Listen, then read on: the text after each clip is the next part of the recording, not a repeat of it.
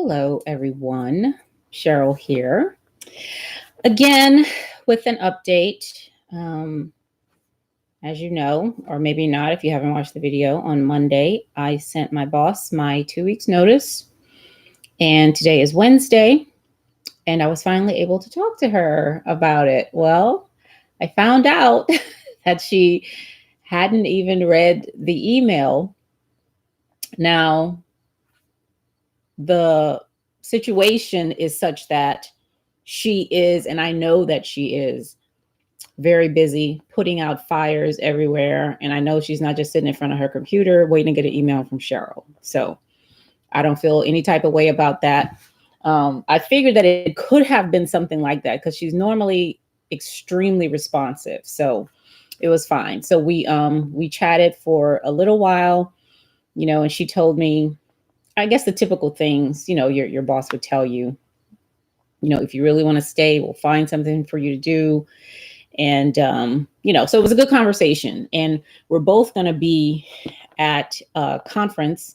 She's presenting, I'm moderating on something else. So I'll get to see her tomorrow and maybe, chop it up a little bit more with her tomorrow, face to face. So, because I'm remote, so we don't really see each other like that.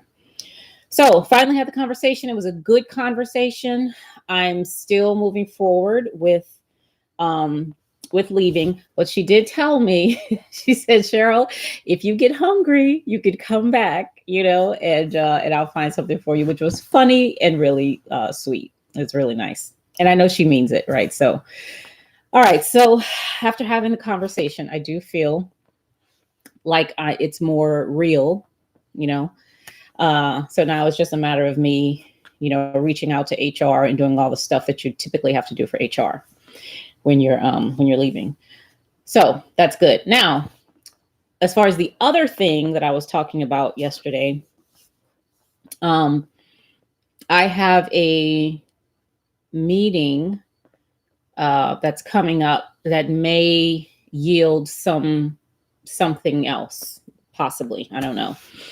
We'll have to see. But I'm excited about that because I'm excited about the nonprofit work that I've been doing.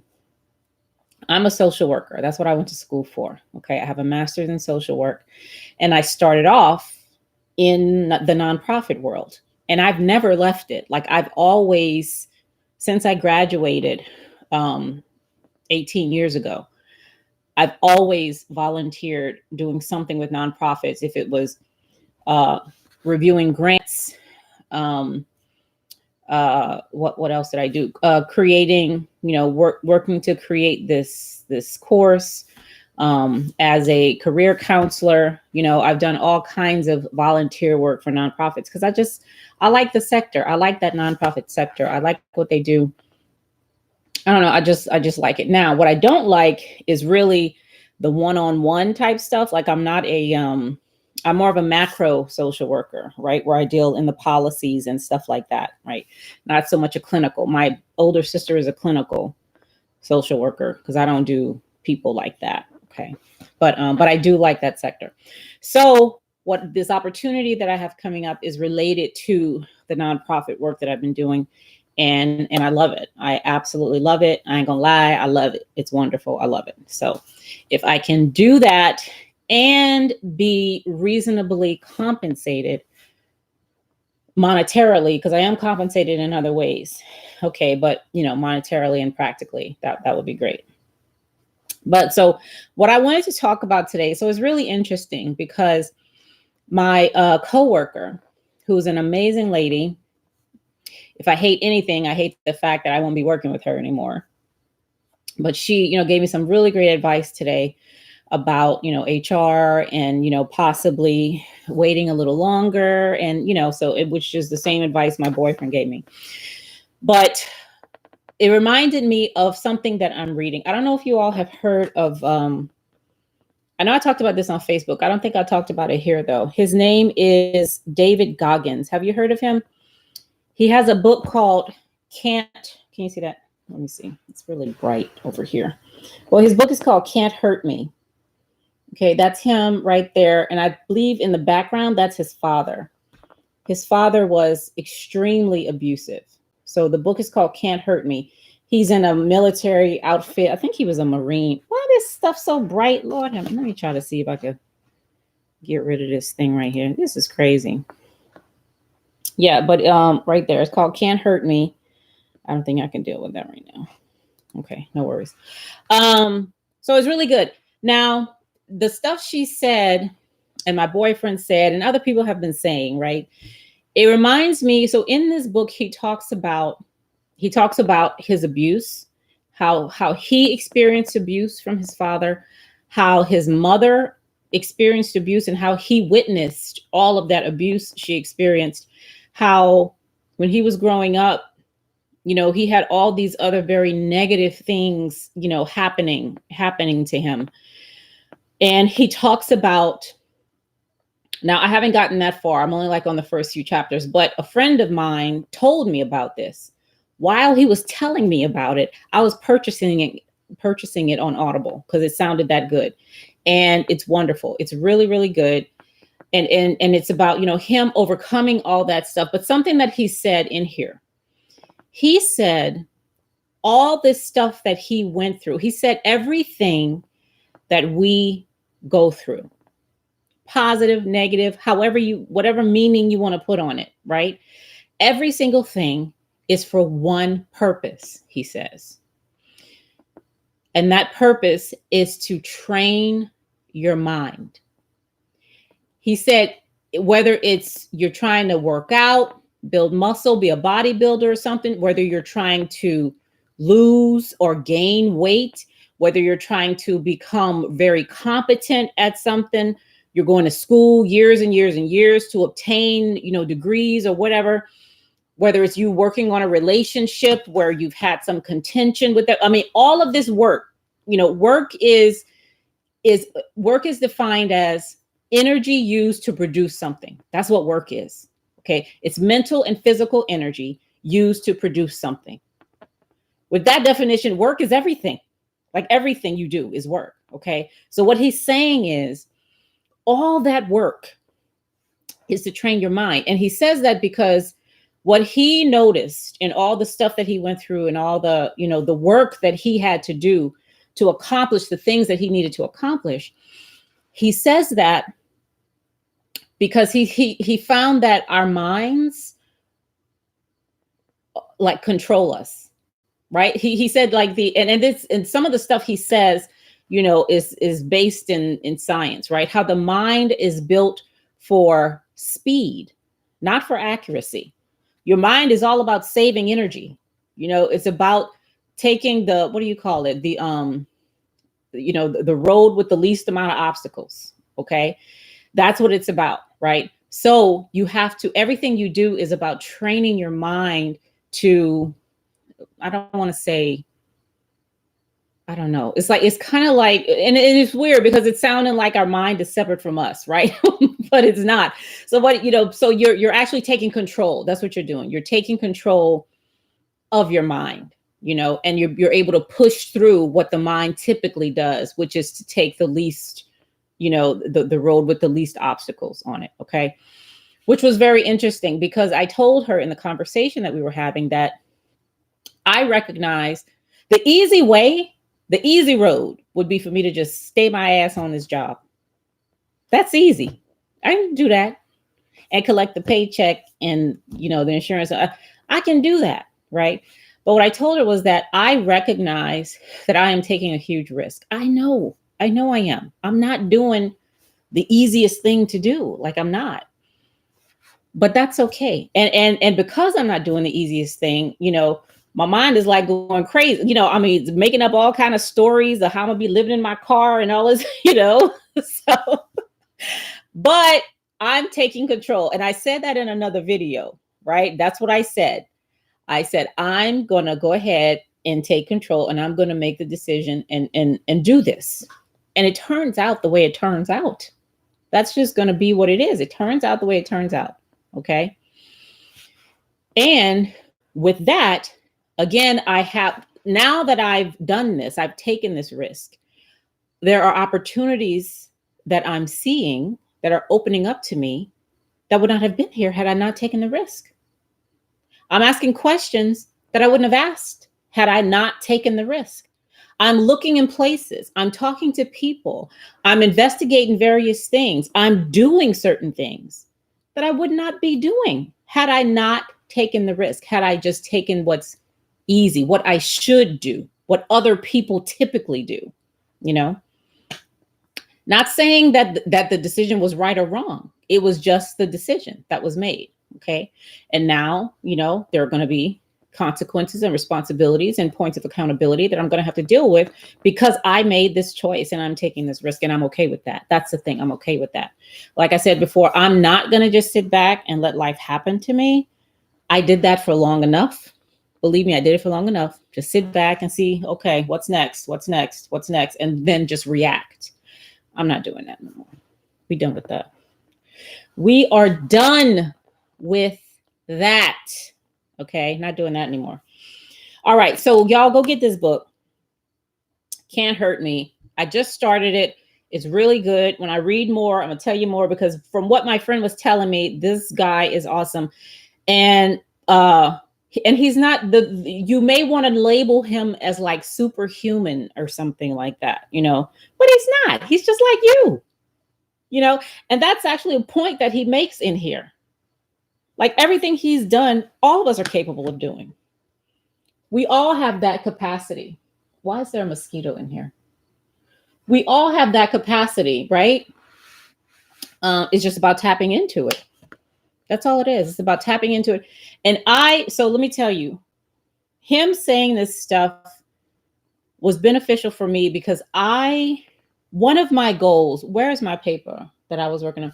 So today, one of the things that I'm doing, because I have quit my job and I only have a little time left, is I started making a 90-day plan. And that 90-day plan, hold on, let me go get that damn thing. It's over here. Let me get it. Hold on.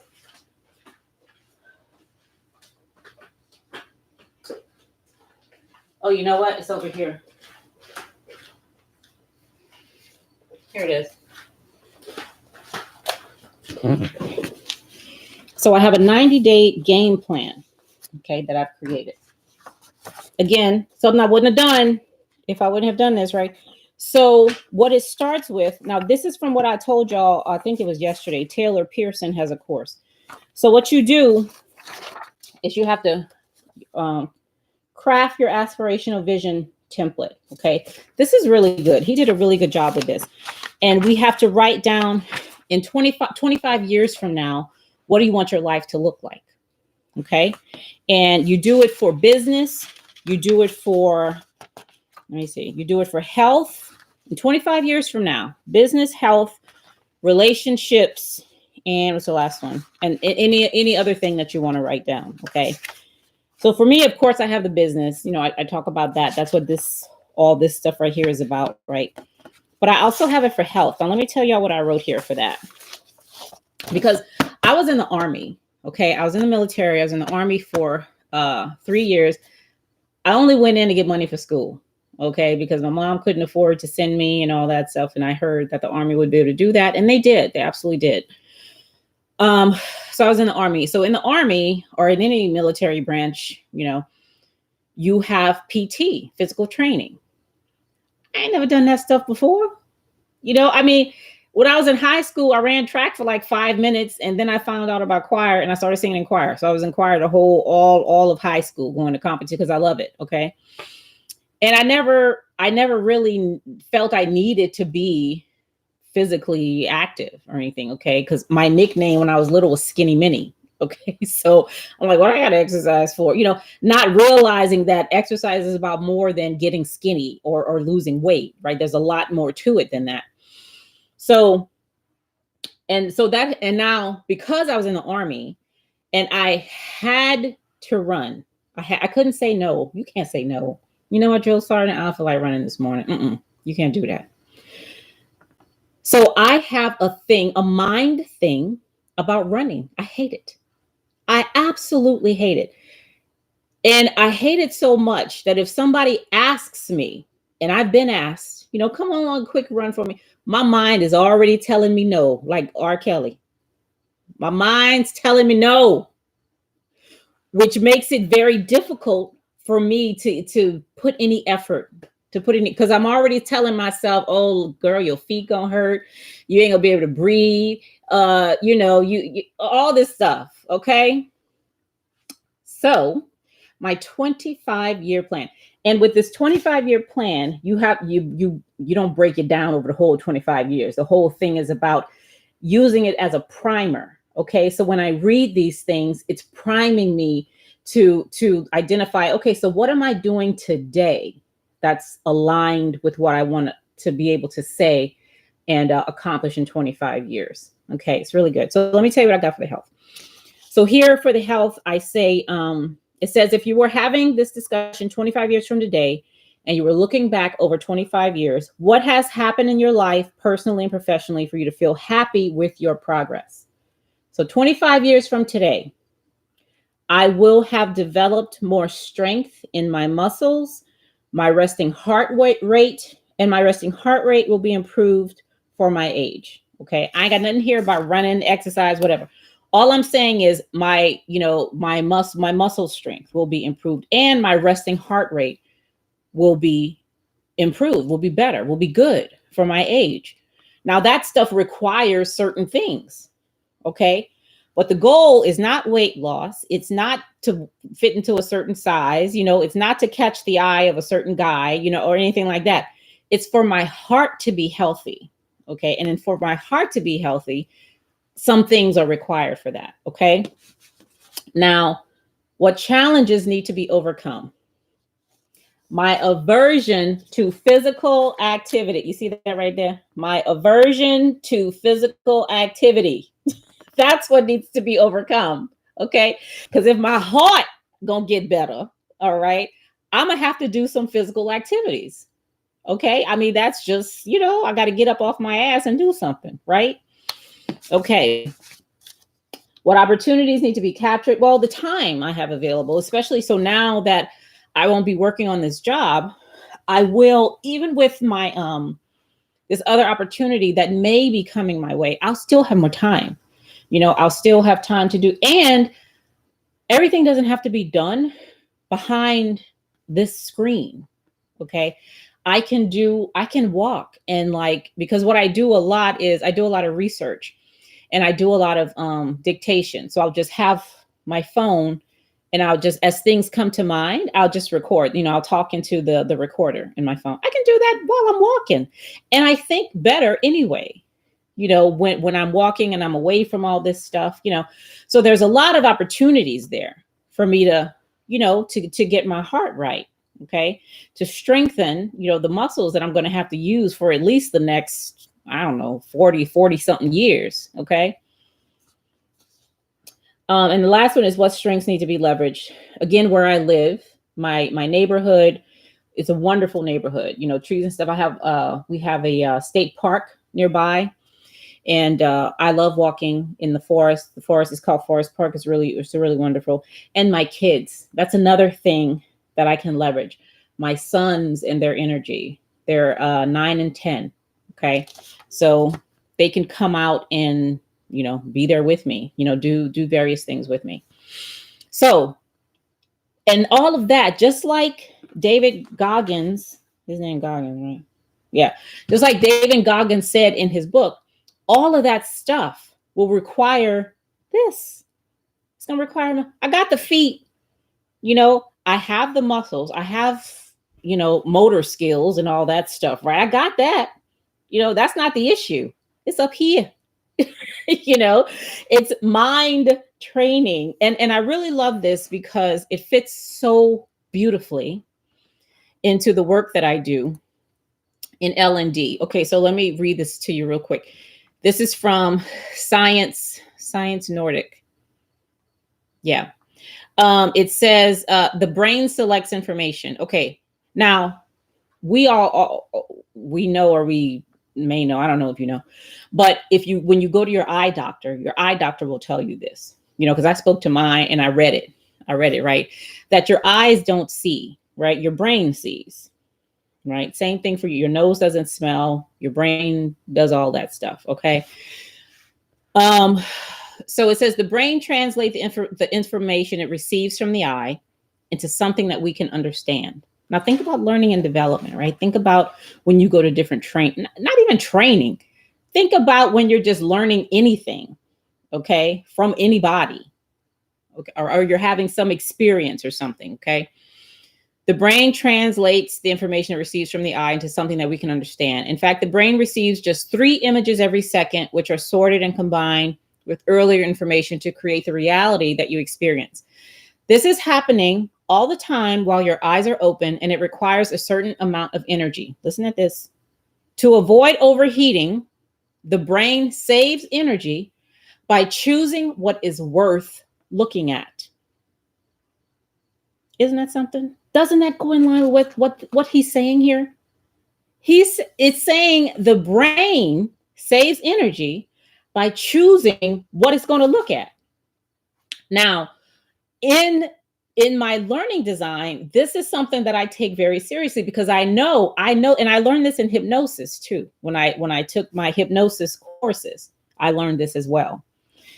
The brain ain't gonna spend no time, on stuff it doesn't think is important. Okay. So it's just gonna kick that stuff out before you can't even consciously notice it. It's just gonna kick it out. Okay. So when I create my learning experiences, I have to design for that. I have to realize that. Remember when I told you in that video about how these people were tossing a ball between each other? A guy in a gorilla suit came right there. They did not see it.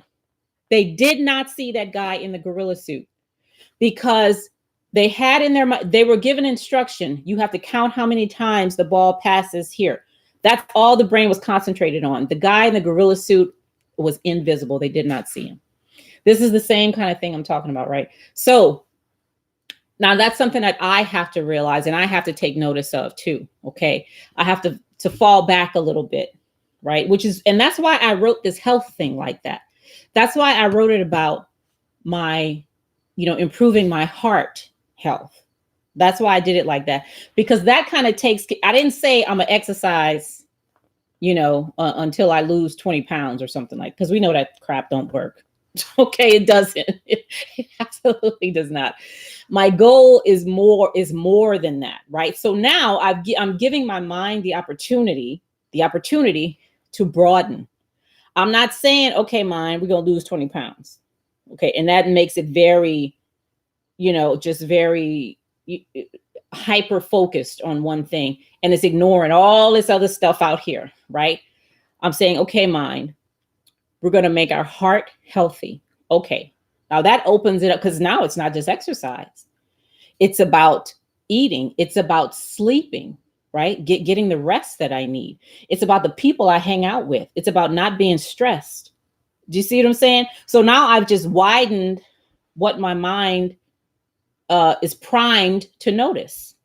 Okay. Because it impacts the heart health, my heart health. Do you see what I'm saying with that? That's the same thing we have to do, or that I do in my learning, right? I have to prime the minds of the student in the room to, take notice of other things, of other things that are related to the learning, and not just be hyper focused on passing the test. You got to pass this test.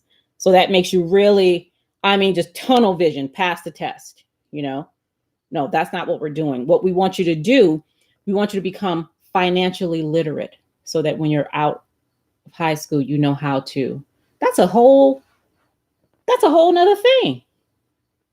Pass the test versus become financially literate so that you can live on your own, after you graduate.